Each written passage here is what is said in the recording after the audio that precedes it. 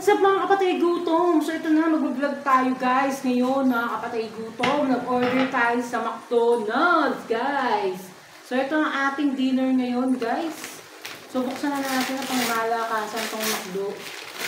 Ito guys. Nag-order tayo sa McDo.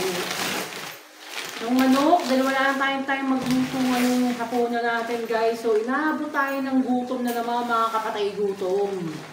Mga kapatay gutom na gutom tayo. So, yan yung mga orders natin sa McDonald's. May 3 kanin na kasama na to guys. Tapos meron siyang malaking Big Mac. No? So, ito yung ating laga. Cute no guys yung kainan natin. McDonald's to guys. Oh. So, nabili ko lang to doon sa labas doon sa may Pure Good. So, dito tayo kakain doon sa ano niya. So, ito yung merong malaki siyang big French fries. Meron siyang malaking big French fries. Ayan guys, may French fries siyang malaki. Tapos may mga cake. Tapos ito na naman yung McDonald's. Wala na naman silang kutsara. McDonald's, bakit ganun? Bakit ganun kayo lagi, no? Pag take out, McDonald's, Jollibee. Diba? Bakit pag take out, lagi niyong kinakalimutan yung kutsara? Hindi na ba namin karapatan na magkaroon ng kutsara? Talaga bang wala na ba? Di ba kailangan na may kutsara? Di ba? Ba't ganun, McDo? Ba't ganun, Jollibee? Tapos may kasama siyang 3 drinks, guys. Ito, yung 3 drinks na kasama niya ng McDo. So, 620 yata inaabot to, guys.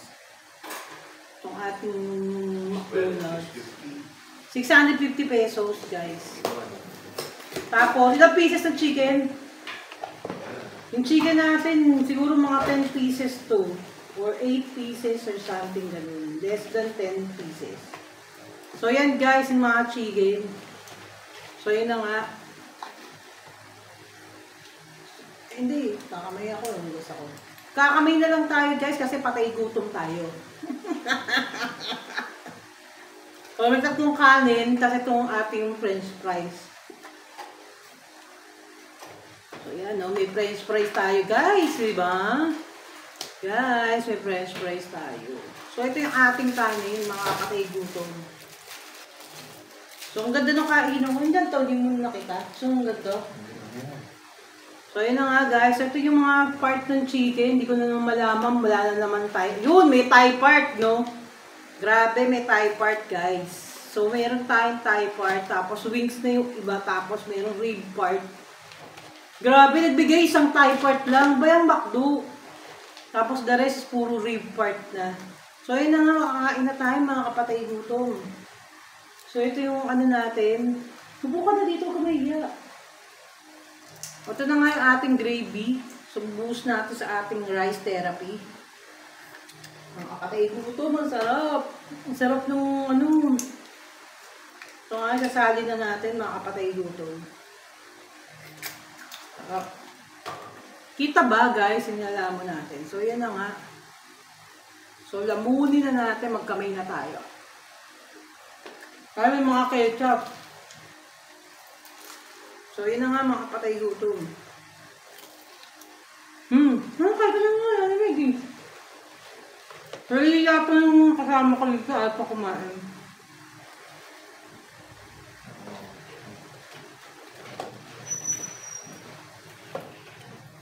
Yan, sarap. Mga kapatay gutom, masarap. Tapos lagyan natin ng French fries yung ating ano, yung ating gravy. Yan, may French fries. Ang ganda na nalagyan ko guys, so bibili pa ako ng gantong tray kasi nga ang sarap kumain dito. Oh, yan oh, inilagyan ng McDo. Guys, hindi ko ninenok sa McDonald's to ah. Meron talagang nagbebenta sa amin dito guys na ganyan. Yung mga ano. Sarap ng gravy guys. Sakto yung gravy. Yung timpla. Yung rib part man.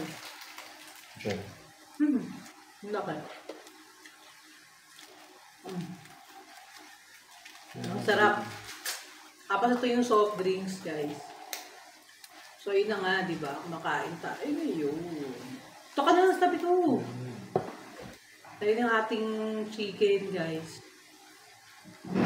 Mag-order lang tayo, guys, kasi natulog tayo kanina, guys. Natulog kasi ako kanina, kasi nagpahinga ako, kasi ang sakit ng puson ko, guys.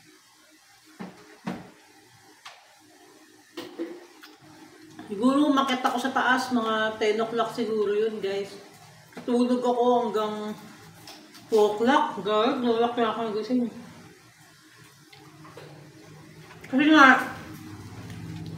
Kasi nga, ang dilim dito, guys. Akala ko may bagyo. Buto tapos pagdating ng 2 o'clock, ang init, no? Sumikat yung araw. Hello.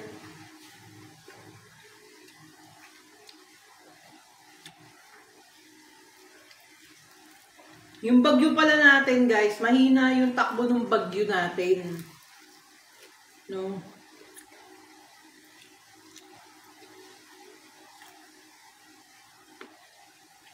Ako.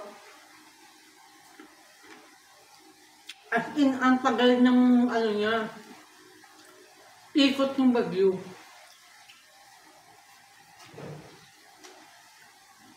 Ang sarap, guys.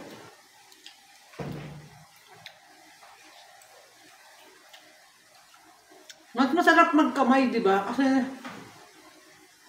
nilasan-lasa mo yung kinakain mo.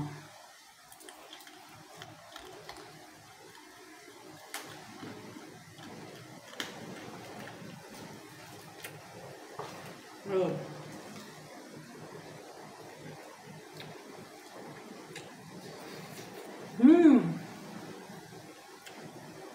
Hinalo ko na yung french fries, guys, dun sa kanin ko. Tapos ilagyan ko ng gravy doon. Dapat nga, mag-order kami ng float, guys, para doon sa french fries. Yung masarap yung McFloat, di ba? Tapos may french fry. Kaya lang, mahal, guys, eh. Mahal na nung aabutin ng bill. Aabutin ng 800 yun, eh, no? Aabutin ng 800 yun kung nagdalawang McFloat pa kami, di ba? Sarap ng manok, eh. Ang dami ng manok, ayan. Yung manok, 3, 4, 5. 6 pieces pala yun, guys. Kasama nito. Package na to, guys, ha. Parang walang gantong package sa McDonald's mismo, no? Online lang, no? Parang online lang siya, guys, yung gantong package. Ewan ko lang, ha. Check nyo rin.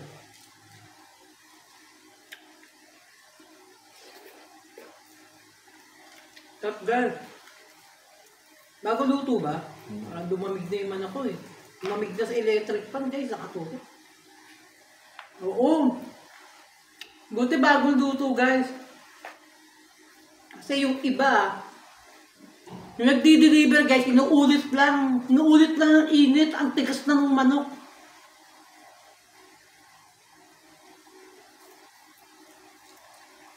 The last time nag-deliver sa amin, ang lamig na ng manok, guys.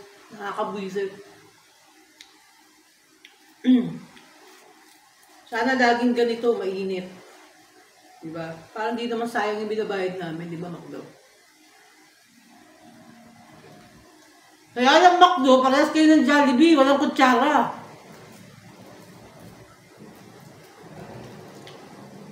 Bakit ganun? Pag take out ba talagang hindi na required ang kutsara, hindi na kayo nagbibigay? Dahil kasi sa bahay naman. Diba? Ganun. Wag ganun, McDo.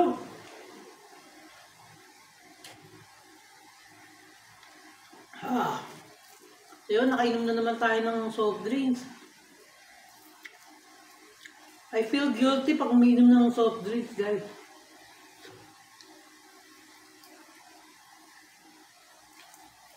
Kanin ba? So, bitin sa amin ng kanin. Happy kami sa kanin. Guys, bitin kami. Guys, bitin, guys. Guys, bitin kami, guys. Bitin kami sa kanin. Daanin sa french fries, guys. Pagdaanin natin sa french fries, guys. Nga, french fries. May ulam. Tsaka ano. So, mamaya ka na mag-french fries. So, ako dinaan ko sa french fries, guys. Hindi naman natin si Kumag eh. Ha? So, yan na. Binuhos ko yung ano, guys. Binuhos ko yung... Puro kakumag eh. Kumag nga. Binuhos ko yung ano, guys, yung... Kumag. Oo, yung kumag! Binuhos ko! Puta guys! Puro kumag. Harap yung ano, fries na may ano siya, gravy. Kumag.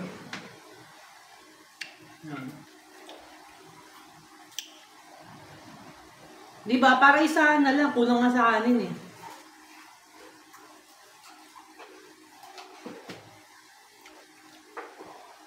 Kaya lang, ano McDo, ginagawa nyo ng 4 ng kanin nyo. Diba? No? Bitin eh, 3 lang. Dapat 4. Gawin nyo ng 4. Diba? Wala. Problema, baka bawasan yung manok. Diba? Yun. In fairness, mainit yung manok.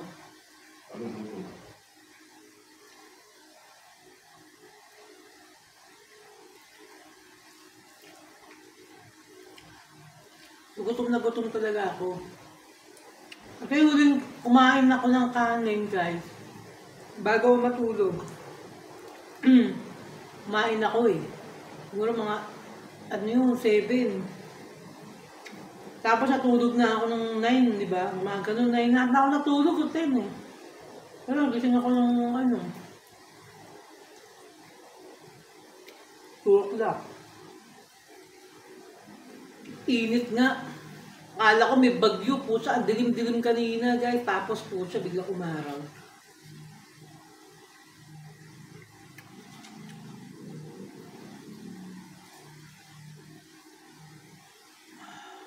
Soft drinks ka na dyan? Kayo lang mga kwento.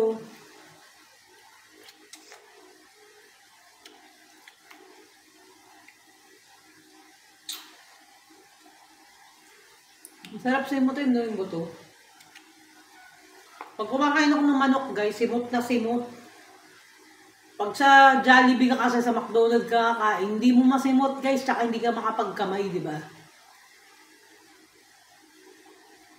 Dapat nang iingay pa.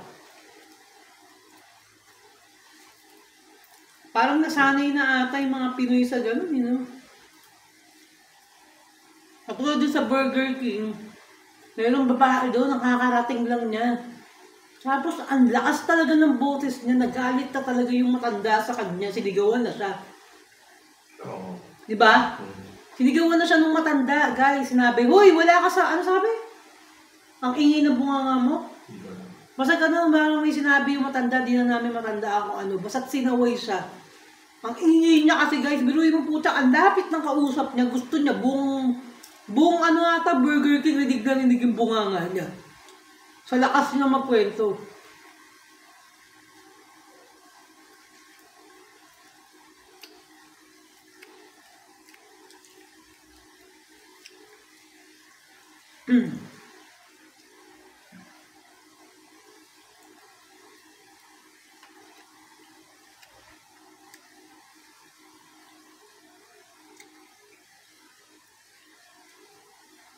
Ganun lang, guys. Ayun na yung mga kwento natin, guys, ngayon. Wala tayo masyadong kwento. Sige na, mga kapatay gutom. Lumamon na kayo dyan, mga kapatay gutom. Babu.